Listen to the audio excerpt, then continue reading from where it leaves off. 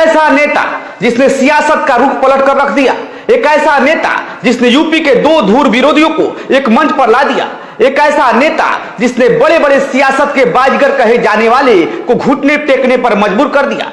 आज हम आपको बताएंगे सियासत के बाजीगर की अनदेखी कहानी, जिसे देखकर आप हैरान हो जाएंगे। जिसने गोरखपुर में बीजेपी के अजय हो चुकी सीट पर अपने बेटे को जिता दिया, और इतना ही नहीं, उसी बेटे से गोरखपुर का मजबूत किला हाता परिवार को खलीलाबाद से हरा दिया। कैसे एक छोटे से गांव से निकलकर अपने संघर्षों के बल पर एक नेता ने अपने आप को स्थापित किया। इतना ही नहीं, अगर कहा जाए कि इस नेता ने अपने बल पर अपने परिवार को पूर्वांचल का सबसे बड़ा राजनीतिक हैसियत वाला परिवार बना दिया, जहां वो खुद एमएलसी और मंत्री और एक बेटा विधायक तो दूसरा बेटा सांसद है। कौन है यह नेता और क्या है इस नेता की कहानी, आइए आपको बताते हैं। इस नेता का नाम डॉक्टर संजय निषाद है, जो फिलहाल तो देश और प्रदेश के राजनीति में एक बड़ा नाम है। शुरू करते हैं इस राजनीति की शुरुआत से। 7 जून 2015 का दिन गोरखपुर के इतिहास में एक ऐसा दिन था जिसने पूर्वांचल में एक ऐसी पार्टी के उदय की पटकथा लिख दी, जो आने वाले 7 सालों में सिर्फ पूर्वांचल ही नहीं बल्कि प्रदेश और देश में भी सबसे चर्चित पार्टी बनी।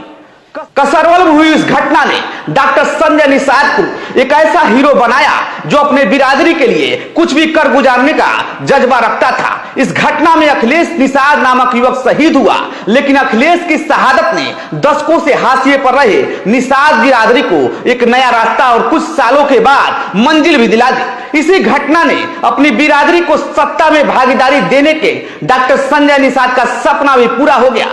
कुछ लोग डॉक्टर संजय निषाद को जादूगर कहते हैं, तो कुछ सियासत का बाजीगर, लेकिन इस बाजीगर ने सालों से चली आ रही परंपरा और परिपाटी को ऐसा तोड़ा कि दशकों से पिछड़ा और सिर्फ वोट बैंक माने जाने वाले निषाद बिरादरी अपने अधिकारों के लिए खड़ा हो गया।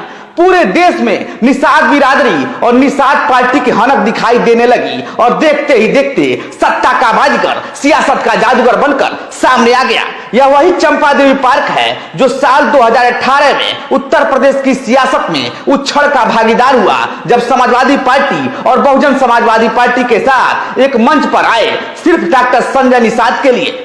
दशकों से अजय माने जाने वाली गोरखपुर की लोकसभा सीट योगी आदित्यनाथ के मुख्यमंत्री बनने के बाद से इस गठबंधन ने जीती, और उत्तर प्रदेश से नहीं बल्कि पूरे देश को यह संदेश दिया कि सियासत में ज्यादा दिन तक उस वोट बैंक को नजरअंदाज नहीं किया जा सकता, जो उत्तर प्रदेश में 12% और जो सिर्फ बंधुआ मजदूरों की तरह किसी भी पार्टी को वोट देने का काम करती है। क्या संजय निषाद शुरू से ही ऐसे थे? उनका बचपन कैसा था? कहां से राजनीति में कूदे? इस बारे में हमने उनके गांव के कुछ लोगों से बात की जो बचपन से उनको जानते हैं। आप भी सुनिए। संजय निषाद के सबसे करीबी साथी पुन्नी निषाद हैं, उनसे हम जानेंगे संजय निषाद की राजनीतिक के बारे में।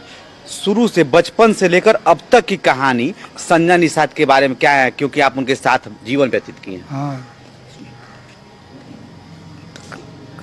क्या कही हम? क्या कहानी क्या है, मतलब बचपन में कैसे रहते थे? बचपन में मतलब शुरुआत इनका जब हो गई तो साथ में हम रहे।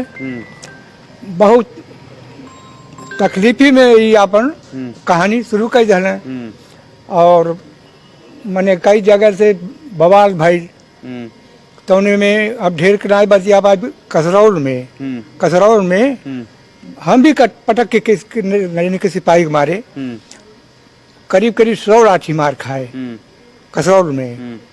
अच्छा, बचपन में बनना क्या चाहते थे के संजय, डॉक्टर संजय निषाद? हाँ, बनना मान ला जनता के सहयोग अपन करते रहे, और में रहते रहते में पूरा जनता इनका साथ पकड़ लिया डॉक्टर का।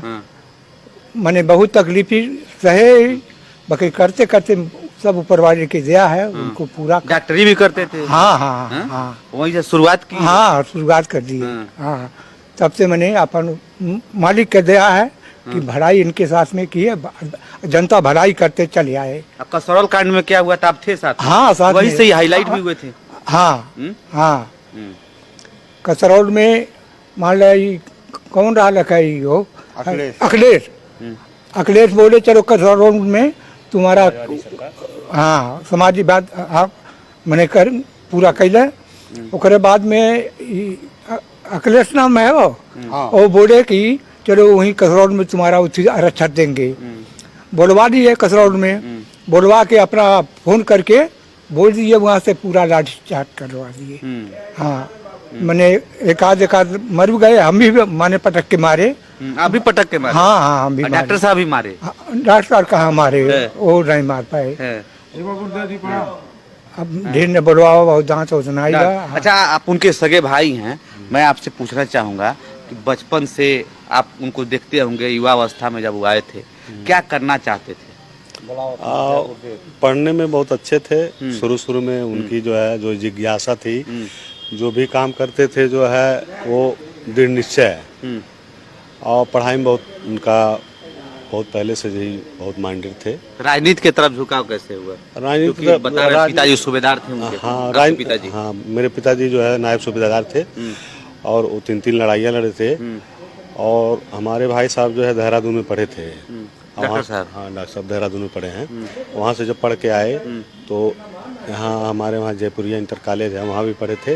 उसके बाद यहाँ से निकले जो है तब सेंटर ड्यू जो है जो डिग्री कॉलेज है, वहाँ भी MSc किए और BSc किए। उसके बाद जो है यहाँ से जो है तब चले गए कानपुर पढ़े। तो अपने जो इलेक्ट्रोम्योपैथ थी उसको डिग्री मान्यता दिलाने के लिए जो है वो जगह जगह जो है जो राजनीतिक पार्टियां थी उनसे संपर्क में कि अपने जो पैथी को जो है हम राजनीति